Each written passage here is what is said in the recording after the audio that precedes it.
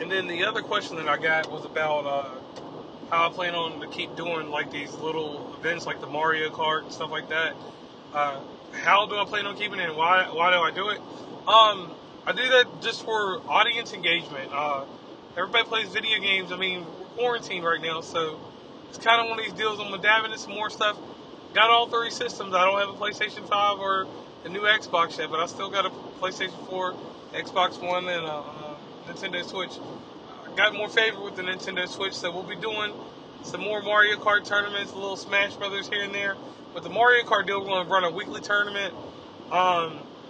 And I was asked why in the first one did I not put a prize up. Like I said, I'm just out here to kind of play with the audience, jump on Discord, talk a little bit about games here and there. Because like I said, I don't have a video game podcast or anything like that. So I'm just trying to engage, you all. I took a page out of another podcaster's book, Chaotic Neutral. That podcaster does Among Us. And Among Us, it's pretty much probably the funnest mobile game you can play right now. So I try to do one of those deals, and they're pretty much fun. But with that, the way that podcaster takes care of that, they do a live show and they run that. So I was really intrigued by that, and I do like the way that some of you all advertise and things like that. So more inside this podcast challenge part 2 episode that we're doing, I really got to a point with everything that I had going on with my podcast that I started really listening harder to other podcasts and listening to formats. And I like how some people that are real structured, got a little intro and everything. Those things I think make your podcast strong.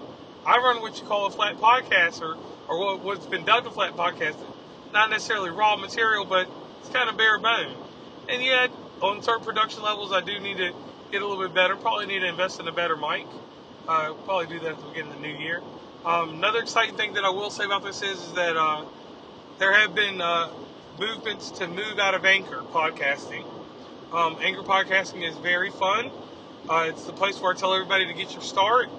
But when we're talking about actual monetization, you cannot use Podcorn effectively with Anchor.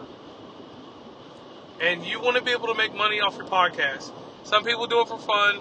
I do it for fun too, but you still want to make money.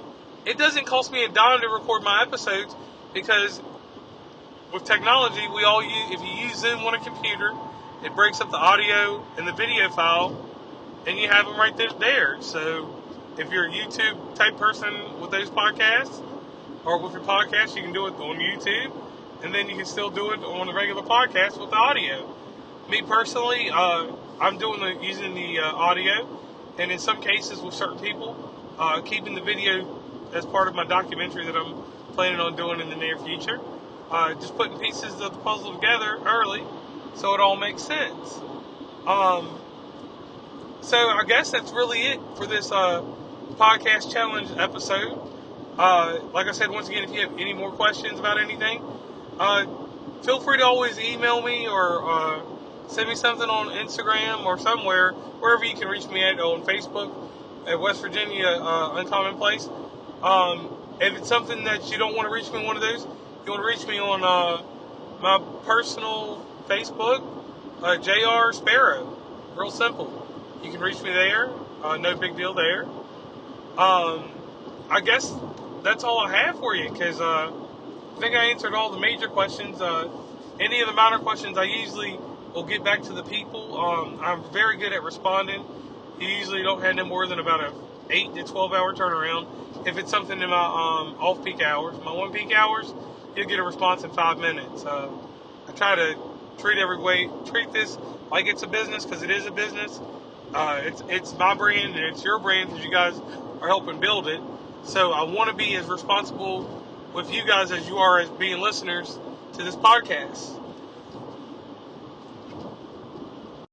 Welcome to West Virginia and Commonplace.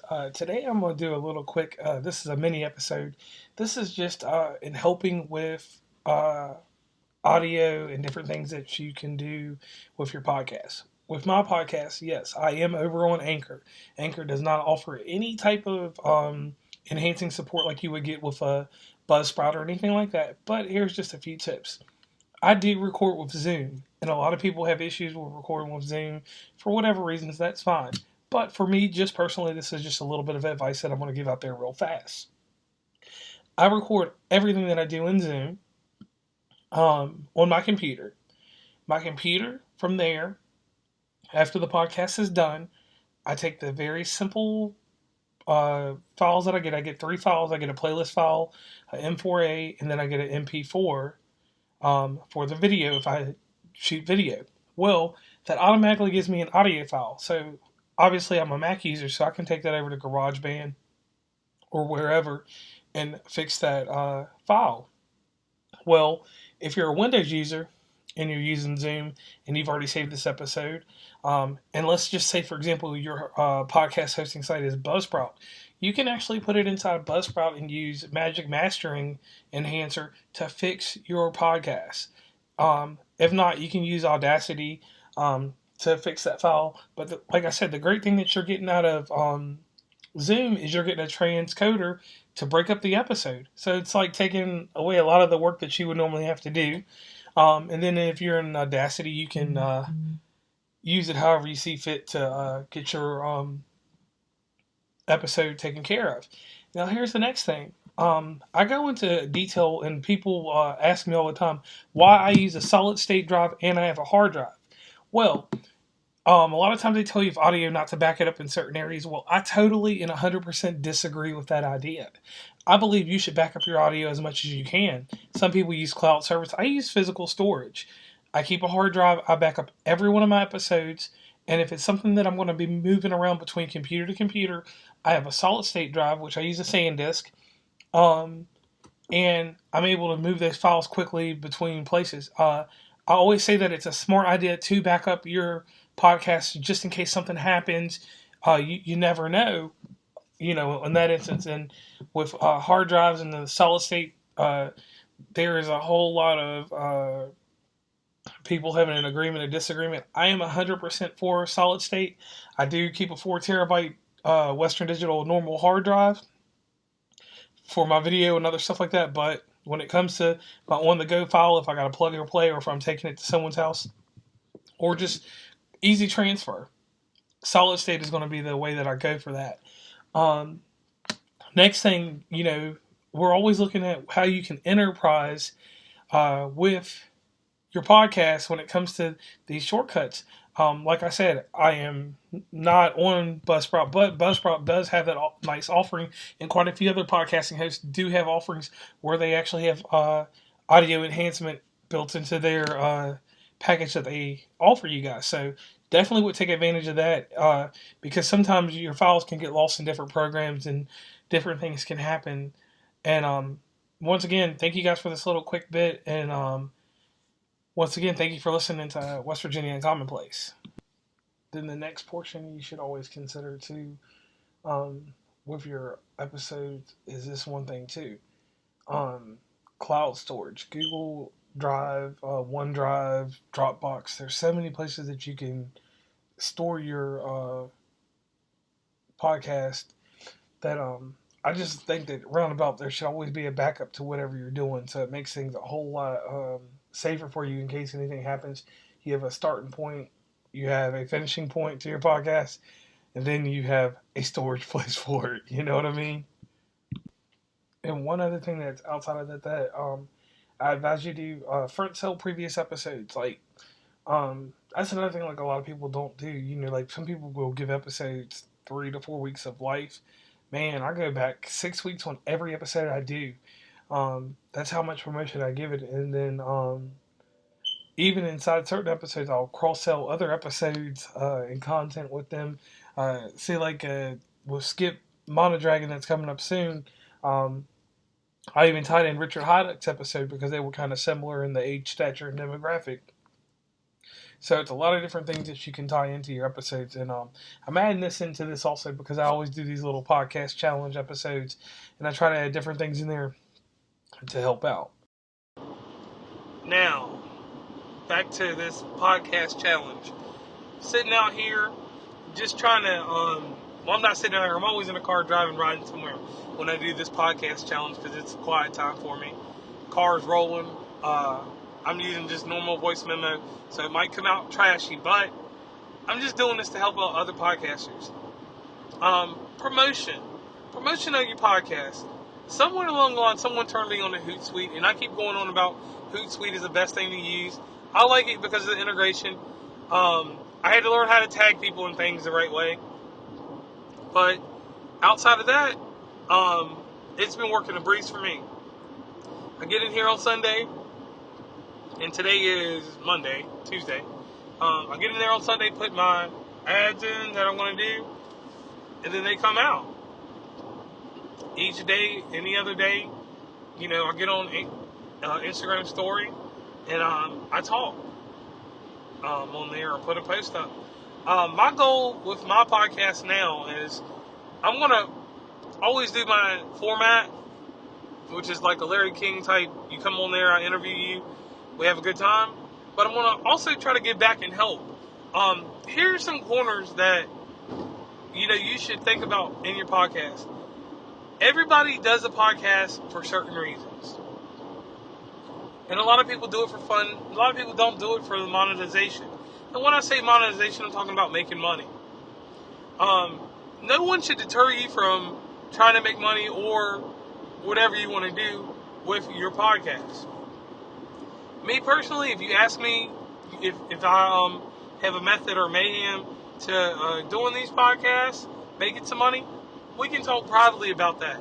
I am not the one to sit here and explain that stuff, because if you want to monetize it, there's lots of podcasts. There's a good one, can't think of the name because it just slipped in my mind, that can help you there. Also, podcast support on Instagram. Every podcaster, I love the atmosphere we have because everybody's supporting each other. There's not just one doing this, one doing that. Everybody's out there and everybody's like, I want you to succeed.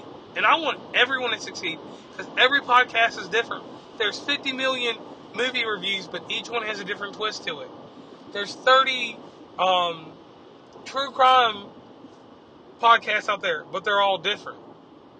There's even networks for certain podcasts.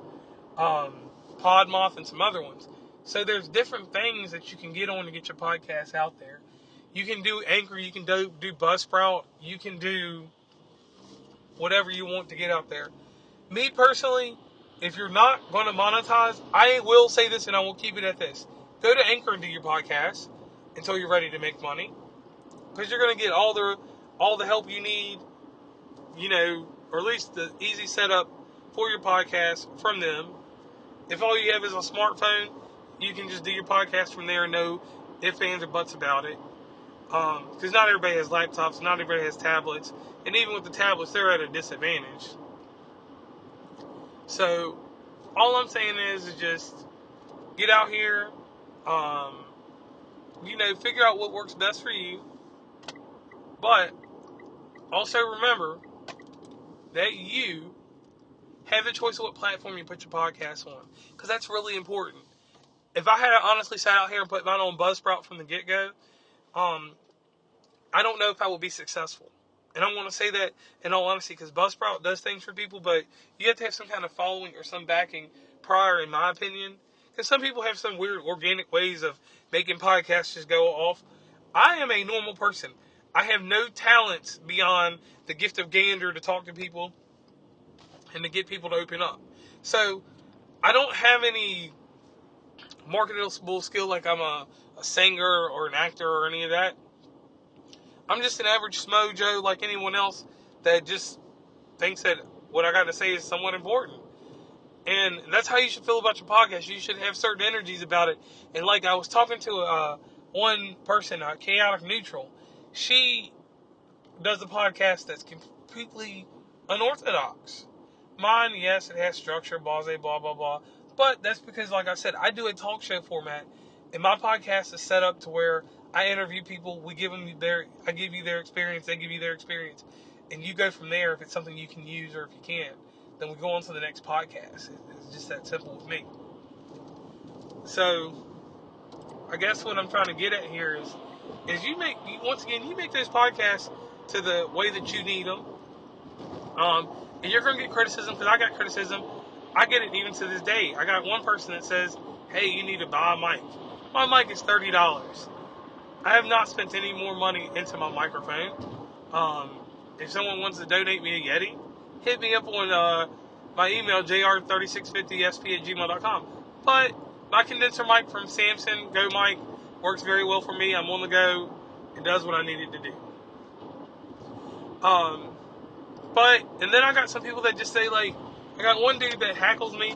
He's like, why is your podcast hot and cold? And I tell him, my podcast is hot and cold because sometimes I have to deliver way too many episodes than I probably should. But the content's out there and the listeners are there. If you guys are going to listen, I'll pump you full of content. Not like oversaturated. Because last week I did 3 podcasts, but they were 3 podcasts that were, 2 were specialties. Can I Say Jazz and Controversy Sells. And the other one was part of my normal makeup where we do the versus battles. Versus battle, I wasn't on top of my game, so that's why we got that extra podcast in there. And with the upcoming holidays and stuff, I'm going to slow down. But, like I tell you, I'm like a marathon with this. Season 3 is completely recorded. If I didn't make another episode, I'll have at least 12 episodes for Season 4. That means I only need 8, which I'll get those this week. I'll say this, if you have a show with guests on it, get your guests at a certain time so you can kind of control the content, unless it's like I said earlier, these actors, actresses, or musicians, or book writers, authors, whatever you want to call yourselves these days, novelists.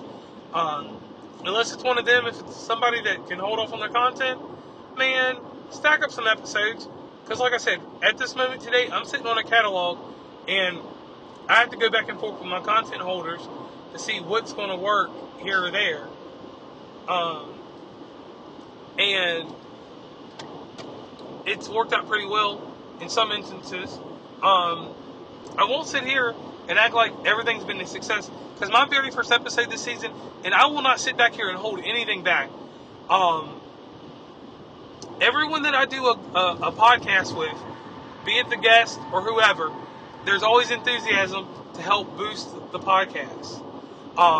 Me and the person that did the first episode, they did not push promotionally with the same intent that I did. So with them, and I explain to anybody, if you're a guest on my show, I'm going to give you 6 continued weeks of advertisement, 2 weeks individually of your own, so that way, when you bring a guest on, they'll know that you're about them, about their business. And then after that, you become part of a package, and I put everybody together in one, and you see the posts on Instagram, Tumblr, Twitter, and everywhere else. But my first episode in this season, that person did not match the energy. And no, I didn't get mad at them, because it seemed like in the outer part of the world, a lot of people like that podcast, and all my podcasts are great, but I just felt like that content there with that person, had they done the same marketing and push that I did, that show would have been astronomical. Because in the back of my head and in my heart, I wish I had taken Heather Ross's episode and put it as my first one, and taken Lark Galley's episode and put it somewhere else, and not made it my headline and show. And, that's one of the lessons I learned. That's why, for my next season, I'm paying attention to my content. I'm seeing what you guys like. And I listen to all these voice messages. And I apologize that I don't have time to always get back to everyone about everything. But I try to, typically in an hour or so, after you send the message. And as long as it's not between 11 o'clock and 6 a.m. Eastern Standard Time, I usually get back with you. Unless I'm working night shift, I definitely will. But one thing podcasters that you got to do, when you have a guest on, you need to make sure that they're going to give the equal energy. Look back at the podcast they did before that. With this lady I did this podcast with, she had 4 weeks of podcast going on, which that is really awesome. That takes away nothing from my podcast, because I do a whole totally different podcast like everyone else does a different one. But the thing was that when you look at the promoting arm of things, if you looked at those 4 podcasts and put them with mine, you notice that she did the same type of advertisement for all of them, which was minimum listed. It was very small. And nothing on her or anything. Maybe that's just her thing. And, like other guests in there, Can I Say Jazz, Jasmine Garcia, 19 Amy 5, Amy Banton, and other guests promote properly. And I take it back, I'm not going to say properly. They promote with the same energy as me, and their episodes skyrocket. And that's the kind of thing that makes me feel good. Is like, if I put some energy out in there, then that's awesome. Then they put the same energy out there also. And I had the same success with Heather Ross. Heather Ross took a lot of the things that I was posting out there. She actually created the advertisement for me, which was even amazing. That type of energy I can't get anywhere else. So once again, podcasters, when you're out here and you're pitching to these guests, or these guests are coming to you, explain to them your advertisement process, if you even have one. If you don't have one, I suggest you get one, because it'll bring more listeners in, and you'll get what I call legacy listeners, people that are going to continuously come back week after week. Anybody on earth can get unique listeners. I can put a podcast out tomorrow and have 1,000 unique listeners, just random people that listen by advertising with 50 different hashtags on Instagram. But out of that 1,000, I will not keep any at all for my podcast, because they're just there for that simple ride. So I like what I call my legacy users, and those will be the ones that I keep, and they'll be the ones that'll always stay up there with me inside the podcast, telling me if it's good, telling me if it's bad, telling me if it's what I need to hear, or telling me what I need to hear, or telling me, calm that stuff down, keep the podcast normal, So once again, I want to thank you all for listening to West Virginia Commonplace. I'll talk to you again soon.